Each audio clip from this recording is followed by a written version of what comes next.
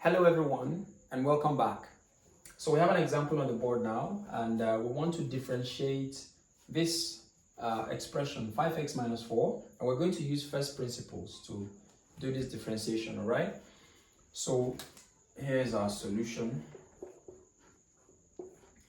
So we have our f of x, this is the function of x, all right, to be 5x minus 4, all right? So we are looking for f prime of x. That's another way of saying differentiate.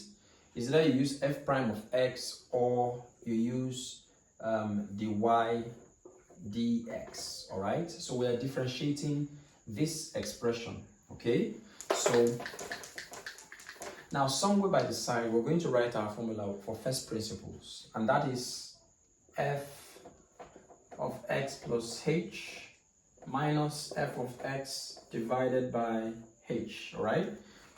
And this is using the limits as h tends to 0. So at some point, we're going to have to substitute h for, we're going to substitute 0 for h, all right? So here, we have f of x to be 5x minus 4. The next thing you're finding is, what's your f of x plus h? So if f of x is 5x minus 4, then this function here, f of x plus h, simply means wherever you see x, substitute it with x plus h. So it means this becomes 5, open a bracket, x plus h, close the bracket, minus 4. All right? So we need this to be able to substitute this into this formula. So we now have our value for f of x, which is our question. That's just 5x minus 4. And our f of x plus h is simply 5 brackets x plus h minus 4. So the next step, we apply this formula. So this implies, what's the value for f of x plus h? This. So we have 5 bracket x plus h, close the bracket, minus 4, minus f of x. This is my f of x. This is 5x minus 4, all divided by h. So let us simplify this. I'll have to give another space. So I simply wrote my formula up here so that it will be easy to make reference to if necessary.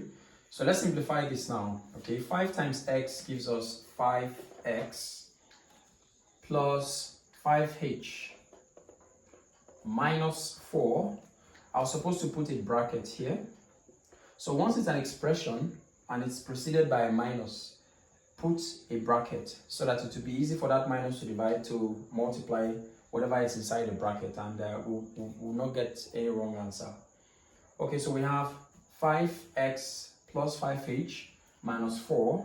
So this minus now will open this bracket, and that's going to give us minus 5x. Minus times minus is plus, plus 4, all divided by h. So looking at this, some things are going to cancel out. 5x minus 5x, that's 0. And minus 4 plus 4, that also gives us 0. So we can just strike this off, strike this one, strike this off, and strike this one. So you'll be left with, this implies 5h over h. And at this point, you could see h cancels h. So we didn't even need to substitute that 0, the limit. Okay? We didn't need to substitute the limits. And your final answer is 5. So using first principles, when you differentiate 5x minus 4, your answer is going to be 5. Let's take the second example. So the second example here is x squared. We're going to be differentiating x squared, all right? So here, it means that our f of x equals x squared. So what's going to be our f of x plus h? Simply means that wherever you see x here, substitute it with x plus h. So that means it's going to become x plus h all squared. So once you've gotten these two details, you can go ahead to substitute into the formula there. So this implies that we are now going to have our f of x plus h, which is the first, to be x plus h all squared minus, and what's my f of x? My f of x is x squared. So I'm going to put x squared here, minus x squared, all divided by h. So next, we're going to expand this bracket, and then we simplify the expression. So we have x plus h times x plus h minus x squared. So x times x gives us all divided by h.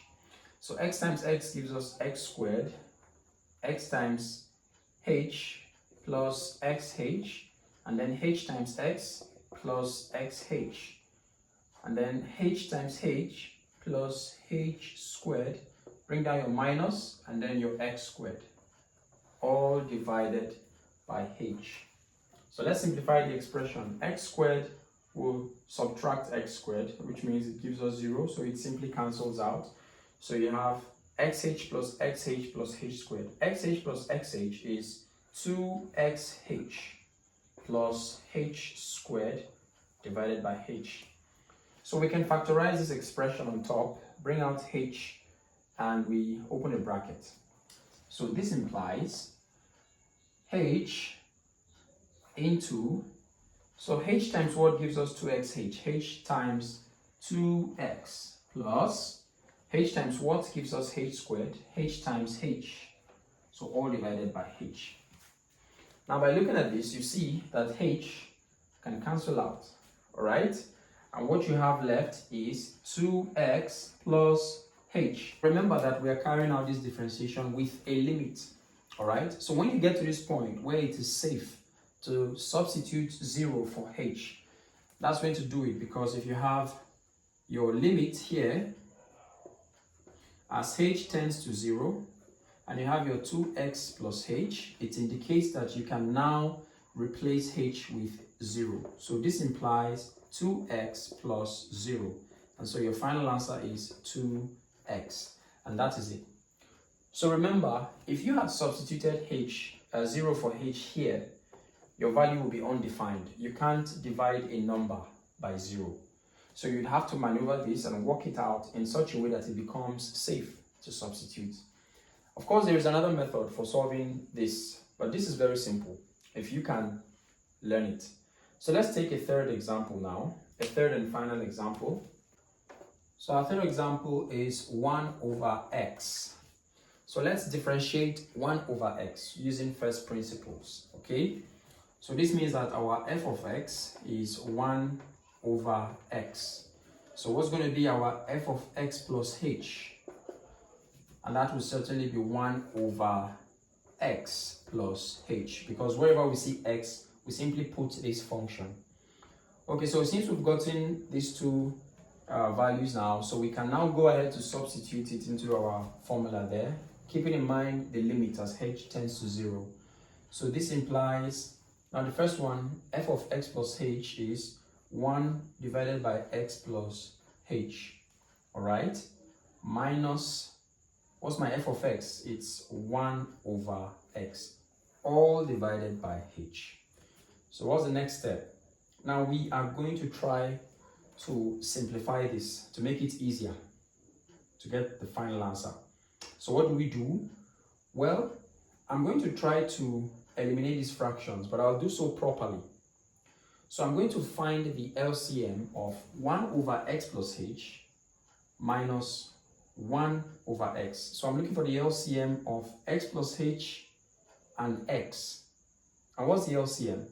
The LCM is x bracket x plus h, okay? This is the LCM, that is x times x plus h. So I'll apply it by multiplying the numerator by x bracket x plus h and multiplying the denominator by x bracket x plus h, because whatever you do here to the top, you must do the same to the bottom. So I'm going to come here and write, this implies 1 over x plus h minus 1 over x times x bracket x plus h, okay, all divided by h times x brackets x. So let's have this here, bracket x plus h, okay. So let's put our dot here. Dot means multiplication in math. So h dot x bracket x plus h. So what does multiplying this with the LCM do? It helps to make it simpler. Most of the time, it makes it just become like a whole number, no fractions, okay? So if you multiply x bracket x plus h with this, you'll find out that x plus h will cancel x plus h. So x times 1 gives you x. So this means that on this part, we're just going to be left with x minus. Now, if you multiply x bracket x plus h with 1 over x, you see that x will cancel x and you'll be left with x plus h. All right? All divided by what? So we're dividing that by, first of all, you're going to put this in a bracket. Remember, it's an expression and there's a minus before it, so you must put it in a bracket. So all divided by h times x plus h. So we're just going to write it all together. H, okay, times x plus h.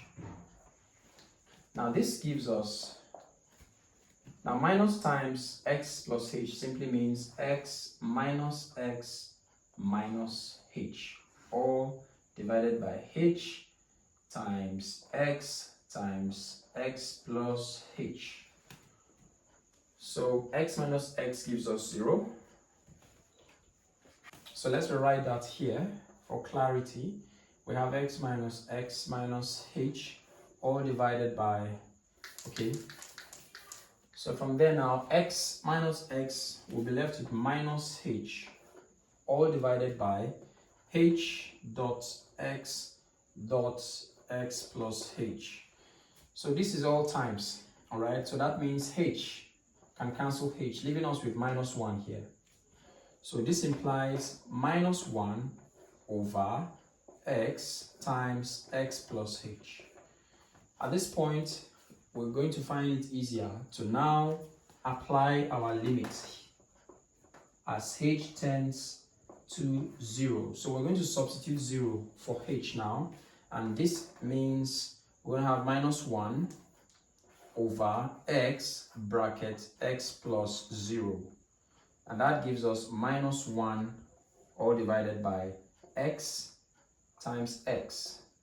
So that's minus 1 over x squared, and that's our answer. As simple as that.